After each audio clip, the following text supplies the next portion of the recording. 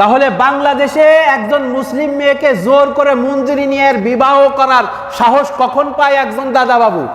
যখন এই দেশকে প্রদেশ ভাবা শুরু করে। কথা খারাপ লাগতে পারে কারোর কাছে। আরো শোনেন, লালমনিরহাট হাতীবান্ধা থানা, লালমনিরহাট জেলা হাতীবান্ধা থানা, শুভ নামক এক হিন্দু ওরফে তিলক, সে কি করছে? একজন মুসলিম মেয়েকে তার গোপন পরিচয় গোপন করে মুসলিম মেয়েকে বিবাহ করে, মানে মুসলিম মেয়েকে নিয়ে গেছে ঢাকায়। ঢাকায় যাওয়ার পর ওই মেয়েটির পাইছে এ তো হিন্দু পরিবার। তখনই যখন আসার চেষ্টা করেছে কোনো কাজ হয়নি, তারে জোর করে ইন্ডিয়ায় পাচার করে সেই হিন্দু ধর্ম মতে বিয়ে করে সেইখানে দাসীর মতো তাদের বাড়ি রাখছে। ওই মেয়েটা গোপনে চুরি করে লাইভ করছে মোবাইলে, সেই লাইভ আমি দেখছি। সেই লাইভে আর নিজের কথা বলতেছে যে আমি আজকে ইন্ডিয়ার শিলাগুড়ি ঘোড়ার মোড়ে বন্দি এক হিন্দু বাড়িতে, ঠিকানা সহ বলতেছি, কোনো গুলুজুলু নেই। ওরফে তিলক ছেলেটার নাম। এই ছেলেটা তারে নিয়ে ইন্ডিয়ার শিলাগুড়ির ঘোড়ার মোড় নামক স্থানে বাড়িতে আটকা করে রাখছে। এরকম ভাবে হাজারো ঘটনা বাংলাদেশে ঘটতেছে। এই সাহস ইন্ডিয়ার দাদাবাবুরা কোথা থেকে পাচ্ছে?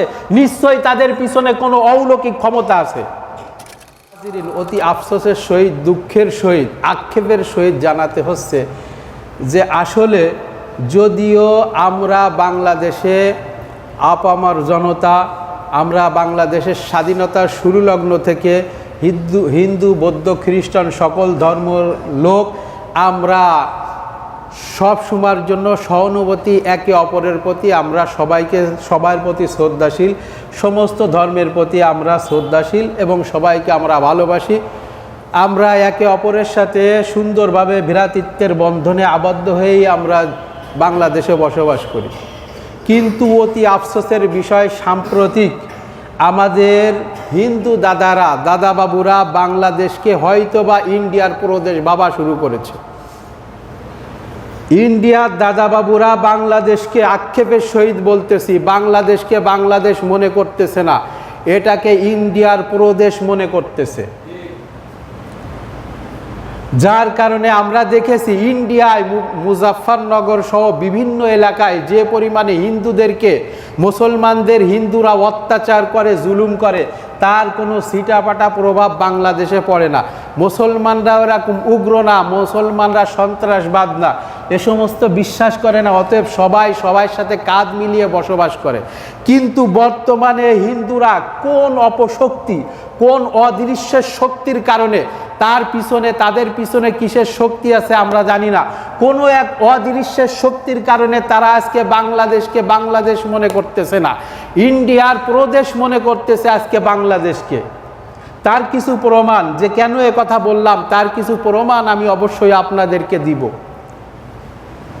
কিন্তু তার আগে আমি যে কোরআনের আয়াতটা তেলাওয়াত করেছি সেখান থেকে আপনাদের কিছু শোনাই। আল্লাহ তাআলা বলেন, ইয়া আইয়ুহাল্লাযীনা আমানু লা তাত্তাখিযুল ইয়াহুদা ওয়ান নাসারা আউলিয়া বা'দুহুম আউলিয়াউ বা'দ। আল্লাহ পাক রব্বুল আলামিন মুসলমানদেরকে বলতেছেন, ঈমানদারদের লক্ষ্য করে বলতেছেন, সূরাতুল মাইদার 51 নম্বর আয়াত লক্ষ্য করে কান খুলে আমরা শুনি। আল্লাহ পাক রব্বুল আলামিন বলেন, ইয়া আইয়ুহাল্লাযীনা আমানু, হে বিশ্বাসী বান্দাবান্দিগণ, হে ঈমানদার বান্দারা, লা তাত্তাখিযুল ইয়াহুদা ওয়ান নাসারা, তোমরা ইহুদি নাসারাদেরকে বন্ধু হিসেবে গ্রহণ করো না। আউলিয়া বা'দুহুম আউলিয়াউ বা'দ, তারা মূলত একে অপরের বন্ধু। ইহুদি খ্রিস্টান হিন্দু বৌদ্ধ মূলত তারা একে অপরের বন্ধু, তারা কখনো মুসলমানের বন্ধু হতে, এটা আমার কথা, কার কথা? কোন সূরা? সূরাতুল মাইদা, সূরাতুল 51 নম্বর আয়াত, কোরআন খুলে দেখবেন। এই আয়াতের সাথে রাসূলুল্লাহ সাল্লাল্লাহু আলাইহি ওয়াসাল্লামের হাদিসের মিল রয়েছে। রাসূলুল্লাহ সাল্লাল্লাহু আলাইহি ওয়াসাল্লাম বলছেন, আল কুফরু মিল্লাতুন ওয়াহিদা, সমস্ত কুফরি শক্তি, খ্রিস্টান কন, বৌদ্ধ কন, হিন্দু কন, আর যত ধর্মের লোক আছে যারা এরকম ভাবে মুশরিক, যারা কাফের, তারা সমস্ত কুফরি শক্তি একটা শক্তি, তারা একটা দল, আর তার বাইরে একমাত্র একটা দল, সেটা হলো মুসলমান। সেটা কি? আল কুফরু মিল্লাতুন ওয়াহিদা, রাসূলুল্লাহ সাল্লাল্লাহু আলাইহি ওয়াসাল্লাম এখন থেকে 1450 বছর আগে বলে গেছেন, আল কুফরু মিল্লাতুন ওয়াহিদা, কুফরি শক্তি, সমস্ত কুফরি শক্তি, আল্লাহর বিরুদ্ধে সকল শক্তি, তারা হলো এক, আর তাদের বিরুদ্ধে আর একটা দল, সেটা হলো মুসলমান। আর আল্লাহ তাআলাও তাই বলেছেন, ইয়া আইয়ুহাল্লাযীনা আমানু লা তাত্তাখিযুল ইয়াহুদা ওয়ান নাসারা আউলিয়া বাদুহুম আউলিয়া বাদ, তারা একে অপরের বন্ধু, তাদেরকে তোমরা ঈমানদাররা তাদেরকে বন্ধু হিসেবে গ্রহণ করো না, কেননা তারা একে অপরের বন্ধু। তারা একে অপরের বন্ধু, তাদেরকে মুসলমান বন্ধু হিসেবে গ্রহণ করতে পারে না। সূরাতুল নিসার 144 নম্বর আয়াতে আল্লাহ পাক রব্বুল আলামিন কি বলেন শোনেন, ইয়া আইয়ুহাল্লাযীনা আমানু লা তাত্তাখিযুল কাফিরিনা আউলিয়া মিন দুনিল মুমিনিন আতুরিদুনা আন তাজআলু লিল্লাহি আলাইকুম সুলতানাম মুবিনা। সূরা নিসার 144 নম্বর আয়াত। আল্লাহ পাক রব্বুল আলামিন বলতেছেন, ইয়া আইয়ুহাল্লাযীনা আমানু লা তাত্তাখিযুল কাফিরিনা আউলিয়া, কাফেরদেরকে, যারা আল্লাহকে অস্বীকার করে তারাই কাফের, যারা আল্লাহর সাথে কুফরি করেছে, অস্বীকার করেছে, তারাই কাফের। তাই সে হিন্দু হোক, বৌদ্ধ হোক, খ্রিস্টান হোক, অন্য যে কোনো ধর্মের হোক, লা তাত্তাখিযুল কাফিরিনা আউলিয়া, তোমরা কাফেরদেরকে বন্ধু হিসেবে গ্রহণ করো না। কাফেরদেরকে কি করা যাবে না? বন্ধু হিসেবে গ্রহণ করো না। আউলিয়া মিন দুনিল মুমিনিন, মুমিনদের ব্যতীত, মুমিনদের ছাড়া একজন মুসলমানের সাথে সম্পর্ক নেই, কাফেরের সাথে, হিন্দুদের সাথে ভালো বন্ধুত্ব আছে। এরকম আছে কি নাই? হিন্দু নেতার পিছনে ঘুরে একজন মুসলমান নামাজি আছে, তারে বাদ দিয়ে, আছে কি নাই? মুসলমান নামাজি আছে, তারে বাদ দিয়ে হিন্দু নেতাদের পিছনে ঘুরে মুসলমান, আছে কি নাই? ইয়া আইয়ুহাল্লাযীনা আমানু লা তাত্তাখিযুল কাফিরিনা আউলিয়া মিন দুনিল মুমিনিন, মুমিন ব্যতীত তোমরা কোনো কাফেরের সাথে বন্ধুত্ব করো না। সূরা নিসার 144 নম্বর আয়াত। আমি কখনো এই মসজিদে এসে কুরআন খুলে বয়ান করিনি, আজকে ব্যতিক্রম। আজকে কুরআনের আয়াত দেখে দেখে আপনাদের কুরআন সামনে নিয়ে বয়ান করতেছি। কেন জানেন? কারণ আমাদের মাঝে এমন কিছু দালাল রয়ে গেছে, সেইখানে হিন্দুদের কথা বললে, অন্য কোনো কথা বললে তাদের মনটা খারাপ হয়ে যায়, তারা উল্টে ওই আলেম, ওই মুসলমানের বিরুদ্ধে তারা প্রোপাগান্ডা ছড়ানোর চেষ্টা করে, এত খাতের তাদের দাদা বাবুদের সাথে। এই জন্য আজকে কুরআন ডাইরেক্ট সামনে নিয়ে কুরআনকে খুলে আলোচনা করতেছি, যাতে করে কোনো অপশক্তি এতটুকু সাহস দেখাইতে না পারে কুরআনের বিরুদ্ধে কথা বলার। আমি শরীফুলের বিরুদ্ধে কথা বলা সহজ, কিন্তু কুরআনের বিরুদ্ধে মুখ খোলা সাথে সাথে ঈমান হারা হয়ে যাবে। আমি কুরআনের দলিল দিয়ে দিলাম, সূরা নিসার 144 নম্বর আয়াত, সূরাতুল মাইদার 51 নম্বর আয়াত। ডাইরেক্ট আল্লাহ পাক রব্বুল আলামিন ইহুদি খ্রিস্টান বন্ধুদেরকে কি করেছেন?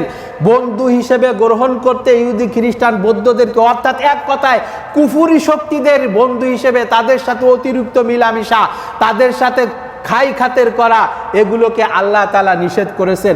রাসূলুল্লাহ সাল্লাল্লাহু আলাইহি সাল্লামও বলেছেন যে একমাত্র কুফরি শক্তি, আল কুফরু মিল্লাতুন ওয়াহিদা, কুফরি শক্তি হলো একটা একক শক্তি, মুসলমানের বাইরে যে তারা সবাই এক। তার প্রমাণ বাংলাদেশে নেবেন, ইহুদি খ্রিস্টান বৌদ্ধ ঐক্য পরিষদ আছে? আছে নাকি? কথা বলেন। মুসলমানের নাম আছে ওইখানে? তাহলে তারা একটা শক্তি। ইহুদি খ্রিস্টান বৌদ্ধ ঐক্য পরিষদ, তারা ঐক্য করেছে। এই বাংলাদেশের মধ্যে 93, 95 বা 96% মুসলমান, সেইখানে মুসলমানের বাইরে একটা ঐক্য পরিষদ আছে, মুসলমানরে বাদ দিয়ে। ইহুদি খ্রিস্টান বৌদ্ধ ঐক্য, হিন্দু বাদ পড়ে গেছে, হিন্দু খ্রিস্টান বৌদ্ধ ঐক্য পরিষদ, এরকম একটা নাম আছে যেখানে মুসলমান নেই। অথচ এই দেশে মুসলমান বেশি না অন্য ধর্ম বেশি? আরে মুসলমান 95% মতো, তাহলে আর অন্য থাকে কি? যাক, এই কথাটুকু আমি কেন বললাম, এবার আমি বিস্তারিত আসি। হিন্দুরা আমাদের এই দেশকে বাংলাদেশ ভাবা ছেড়ে দিয়েছে, তারা এখন এই দেশকে তাদের প্রদেশ মনে করে। আমি যেটা বুঝেছি এই কয়দিনে, এই কয়েকদিনে আমি যেটা বুঝেছি, তা না হলে 95% মুসলমানের দেশে তারা এইভাবে মাথা ছাড়া দিয়ে কিভাবে ঠেলে ওঠে, তাদের পিছনে কিসের শক্তি, তাদেরকে এত বল কে দিচ্ছে, তারা এত দুঃসাহস কোথা থেকে পাচ্ছে, এই আলোচনা করতেই হবে। কারণ তারা এখন আমাদের মাথার উপর এসে পড়েছে। আমি কিছু তথ্য আপনাদের দিই, এই কয়েকদিনের তথ্য মনে থাকবে না বিধায় আমি লিখে নিয়ে আসছি।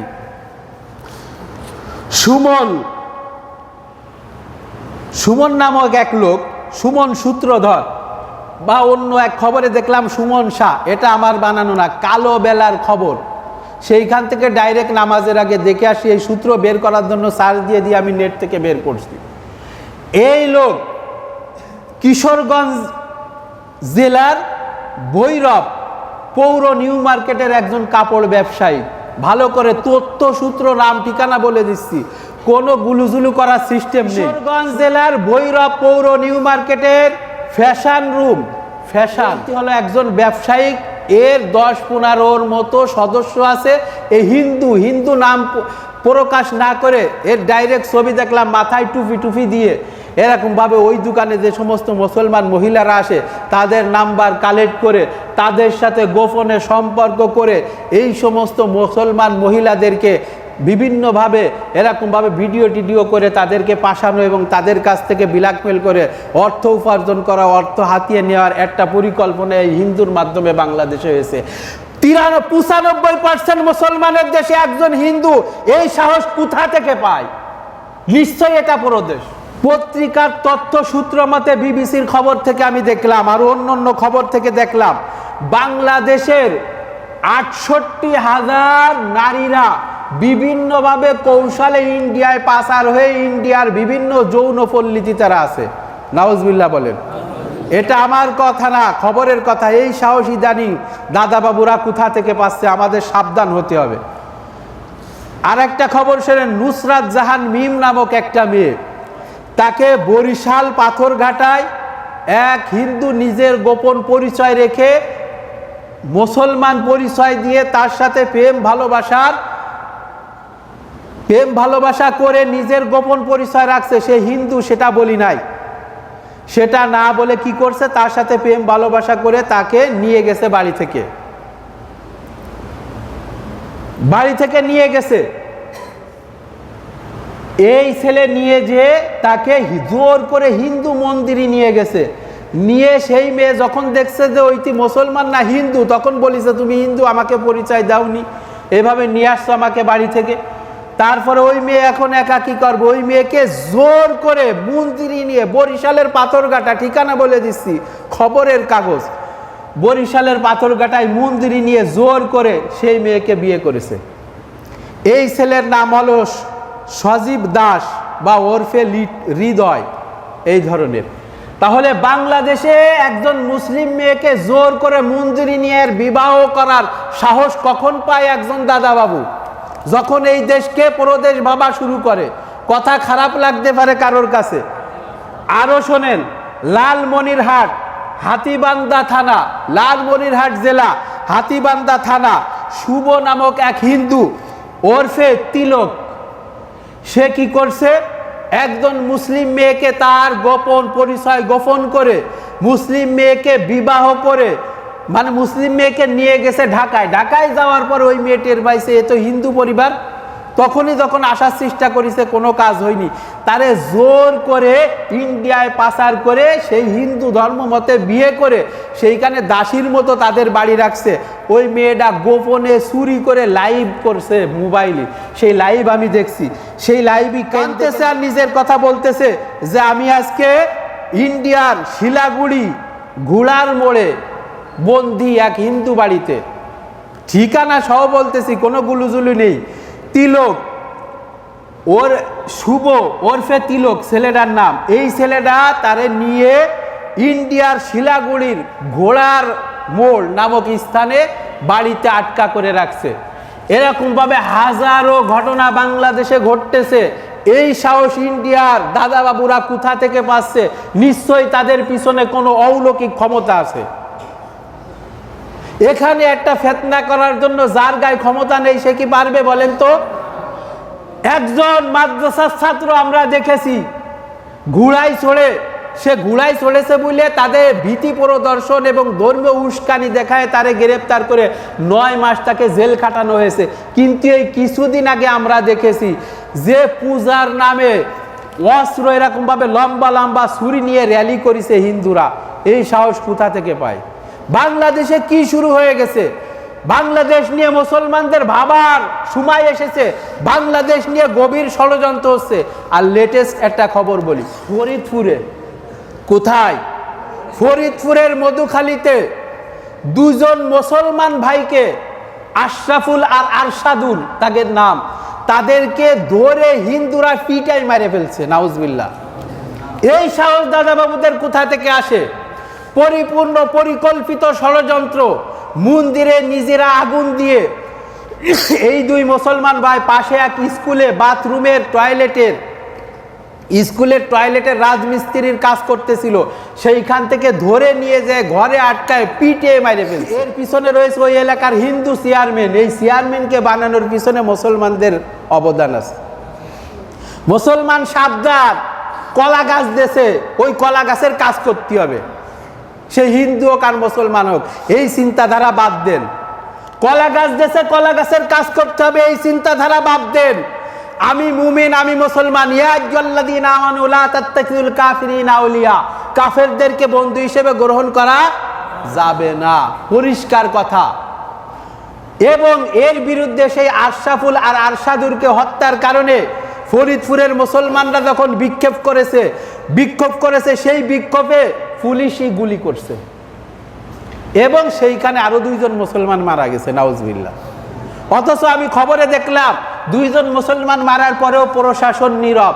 প্রশাসন কাউকে আটকাতে হবে কি এরকম কোনো কিছু নাই। আন্দোলনের পরে হয়তো খবরে দেখলাম কয়েকজনকে আটক করছে, কিন্তু মেন হুতা যেই চেয়ারম্যান, যেই মেম্বার, তাদেরকে এখনো আটকানো হয় নাই।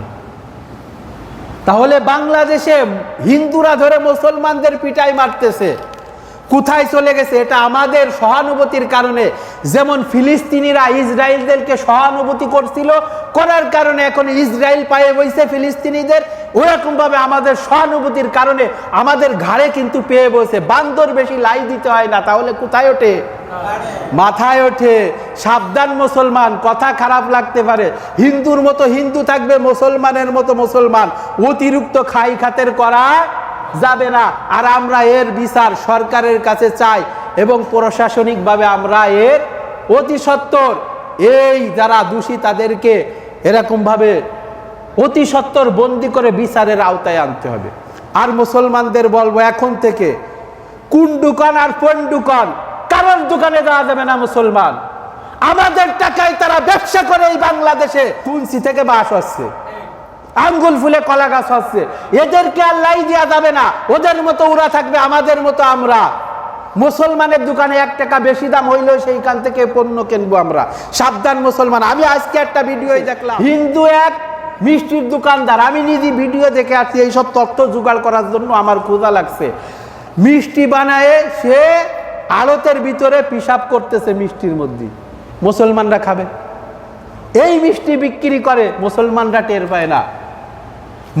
হিন্দুদের মিষ্টির সাথে অনেক সময় গরু সেনা শয়তানি করে মিশ্রিত করা হয়। তবে ইসলামের বিধান কোন জায়গা ডাইরেক্ট নাপাকি প্রমাণিত না হইলে, না দেখা গেলে, না জানা গেলে সেটাকে হারাম বলা যায় না। অতএব আমরা হিন্দুদের মিষ্টির দোকান থেকে মিষ্টি কিনি, সমস্যা নেই।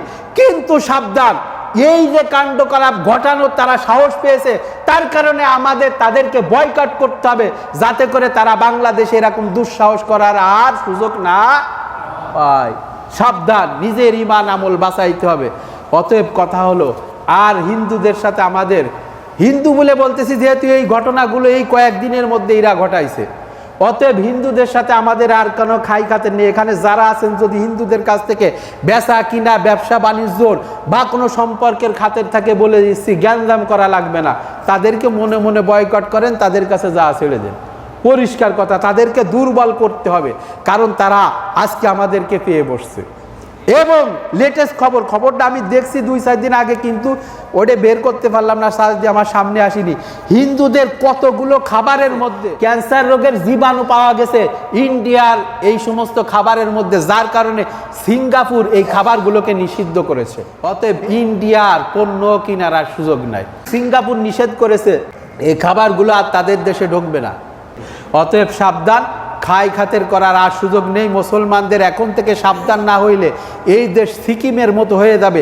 সিকিমকে ইন্ডিয়ারা দখল করেছে, আপনারা অনেক সময় তথ্য জানেন না।